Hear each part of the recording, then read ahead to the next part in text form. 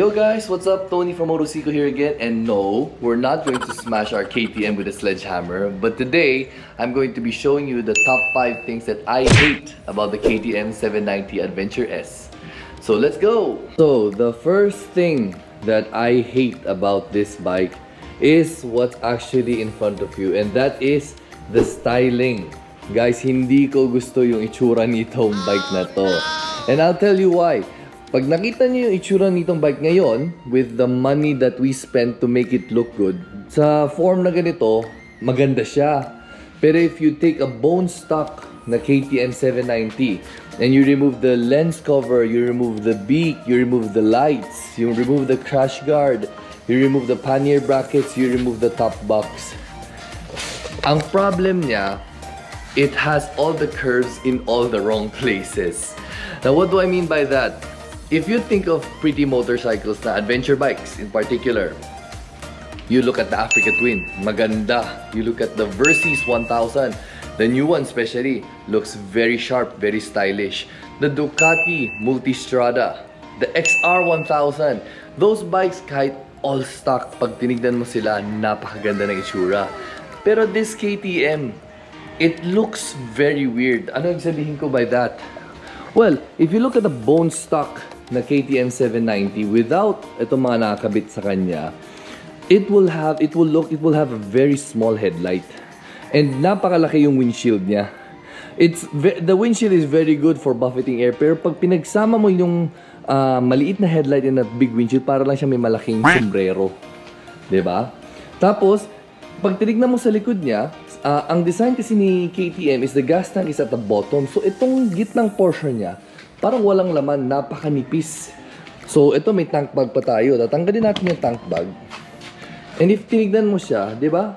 Parang there's not a lot going in this area. Wala masyadong laman. Kaya, parang weird siya. Kasi yung majority ng mga adventure bikes, malaki ang chest. Kasi malaki ang mga gas tank. Pero sa kanya, parang malaki ang tiyan. Kasi ang gas tank niya ay nasa ilalim. Tapos, if pumunta tayo sa likod niya at tanggalin natin itong mga bakal na to, pati itong mga box na to, pag tinignan mo yung all stock niyan, parang sobrang payat yung likod. Kaya, yun nga, pag tinignan mo siya ng maigi, hindi siya sobrang appealing na bike. You really have to spend some money in order to make this bike look good. Pero, pag tinignan mo paano siya dinesign, a lot of people, pag nakikita nila yung KTM, ang unang sinasabi nila, mukhang ipis. Actually, itong 790, pag tinignan mo na maigi, mukha actually siyang praying mantis. I'll get a picture and I'll show it to you para pag compare mo siya, you'll know what I'm talking about. So, the first thing that I don't like about this bike is the styling. The second thing na hindi ko gusto dito sa bike is the engine. Now, don't get me wrong. This bike has a 799cc na twin cylinder and it's very powerful, 95 horsepower. Pero the problem with bikes that have a lot of horsepower is they generate a lot of heat. And this bike, being European, generates more heat than usual. Actually, itong bike na to, if you're a KTM owner and if you want to know, yung 790 nyo, when it idling, sumilip kayo dito sa ilalim, dito sa may headers niya. Pag tinignan mo itong maigi yung sa dulo ng headers niyan, especially pag naka-idle siya, paminsan na, well ako, personally, I've witnessed it nagbabaga yung dulo ng headers. Ganun kainit umandar tong makina na to. So when you're stuck in traffic, the heat builds up through the engine, tapos yung catalytic, and pag nasa traffic ka talagang, it's very uncomfortable. Napakainit talaga yung pakiramdam. Kaya, pag hindi ka tumatakbo and you do a lot of city riding on this, some people find it very uncomfortable. Lalo na pag yung pantalon mo, yung mga maninipis na maong lang, hindi ka naka-motorcycle na pantalon. Yeah, yun ang second biggest drawback nitong bike na to. It's very hot to use. Some bikes, run hotter than this. Pero if i-compare mo siya sa majority ng mga competitors niya sa Japanese market, super init na siya kasi nga, Eurobike nga eh. And the problem with that is, KTM usually runs their engines very lean. Ang reasoning nila bakit lean ang under na makina nila is kasi mahigpit ang emissions sa Europe. So, parang pandaraya nila yun para makapasa sa emission. Pero ang drawback niyan is dahil lean siya, very hot ang under ng engine. Third thing na hindi ko gusto dito sa bike na to is pag in-on mo yung susi, ang unang manonotice mo is yung gauge. And syempre, meron tayong fuel tank gauge dyan. Now, the fuel tank, meron siyang 2 banks. Isang bank dito, isang bank dito. And sa pag-alam ko, only actually 1 bank has the fuel gauge in it. Now, ang problem nito is if nagpa-full tank ka, let's say you're going to Baguio. So, you go all the way to Baguio, and pagdating mo sa Baguio, pagdating mo sa fuel gauge mo, full tank ka pa rin. So, isipin mo, uy, ang tipid ng KTM ko. Pero, that's very dangerous kasi what you don't know is you might actually be running out of fuel, pero the gauge isn't telling you that. So, pero pag Baguio, at least, safe ka kasi may gas station. Pero what if you're going to certain areas, or let's say mag-off-road ka, akit ka sa bundok, you're going to places na walang civilization. And ikaw nakampante ka, feeling mo, uy, marami pa naman akong gasolina, sige, dire-diretso tayo. And when you get to a certain destination, pag mababa na yung fuel tank mo, from full tank, minsan biglang papalo yan ng 1/2, tapos from 1/2, mabilis na yan. From 1/2, 1/4, tapos mamaya konti, nagbiblink na yan. And then you start to panic. Yeah, actually, I know a lot of mga KTM na riders, pag nag-ride sila, paminsan may bit-bit pa silang maliit na jerrycan, or minimum, meron silang daladalang hose para pwede silang makihigop ng gasolina.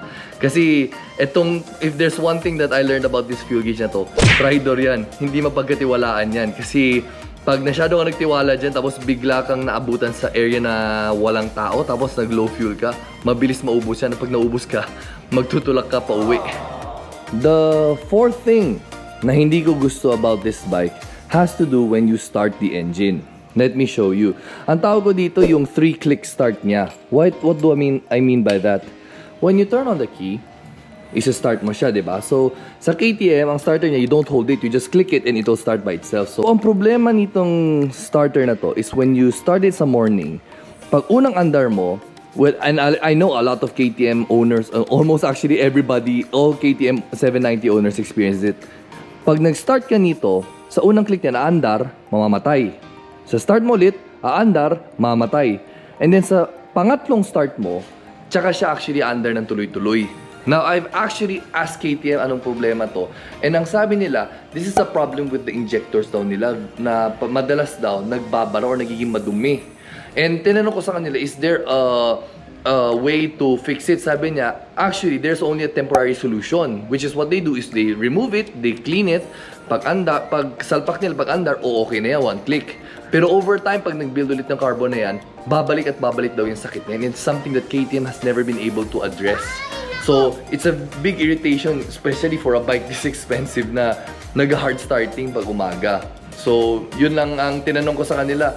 Wala naman daw ibang pamaraan, pero sabi nila, tsaga lang daw nila yun, di ba? So, what we normally try to do pag yun naki-3-click start siya is when you start it, hold mo yung throttle to try to give more gas para hindi nagsastall yung engine. And sometimes it works, pero another thing that I hate about the KTM is this bike uses a throttle by wire. Ano ibig sabihin nun? Ibig sabihin nun, wala siyang kable sa ilalim. Ang gamit niya, sensor dito sa loob. Now, nakatry na ako ng Versys 1000 and ng mga GS na naka-fly-by-wire. Pag yung throttle niya na hinawakan mo, pag pihit mo, diretso nagagas. Pero, pag mapansin mo dito sa KTM, aminin ko, pet peeve ko yan, may gap siya na ganito. Now, pag tinignan mo siya, maliit lang siya na gap. Pero pag sa wrist action yan, parang medyo malaki na yung tina-turn ko. And sa ganito niya, walang input, walang gas binibigay yan. And sa akin, medyo nakakairita yan. Lalo na pag nagtitimpla ka at hindi mo siya agad-agad nabibigyan ng gas. May times na nakakahiya kahit matagal na rider, nasustall ko tong motor na to dahil dyan. So I think it's a very simple thing. Hindi ko alam bakit may play siya kasi majority of the throttle-by-wire bikes na natotry ko, wala naman talagang play. Pero for some reason, dito kay KTM, lahat sila ganyan ang problema. The 5th thing that I hate about this bike has something to do with the seat. And this seat being narrow, walang problema. It's very weatherproof yung tela niya. Medyo magaspang pero bearable. Pero ang something na nahirapan ako sa seat na to is ang tigas Grabe. This seat, hindi mo siya kaya upuan if you're going to go on a road trip na 4 or 5 hours na straight na nakaupo ka dito. Hindi kakayanin mo, magiging very sore yung puwet mo niyan. Kaya I think this is something na nag-try ako maghanap ng comfort seat for KTM but they don't have any para sa 790. So that's a very big letdown for me kasi pag ikaw yung mahilig mag-long drive, syempre gusto mo comfortable ka, naka-adventure bike ka eh, 'di ba? After all. So, syempre if for those long drives gusto mo comfortable pero this seat na to doesn't cut it for me. Sa mga na-try ko ng mga upuan, so far for me, one of the most comfortable na seats na na-try ko is the Versys 1000 seats. I've had the V-Strom as well. I've had Versys 650s, V-Strom 650s, naka-try now ng Tracer. All of their seats are all more comfortable than the seat of this KTM 790. So I think sana si KTM gumawa sila ng parang comfort seat for this para for those long drives, long touring, medyo comfortable siya. Kundi masakit talaga sa puwet. So guys, I hope you enjoyed the video. Please like, share, and subscribe to our channel. And if you like contents like this, do hit the notification bell para updated kayo palagi pag may bago tayong upload. And if you own a KTM 790 Adventure and may mga bagay kayo na hindi ko nabanggit sa video na you hate about this bike, do comment them down below para makita ng ating mga viewers. But for now, those are the 5 things that I hate about the KTM 790 Adventure S. Thanks for watching.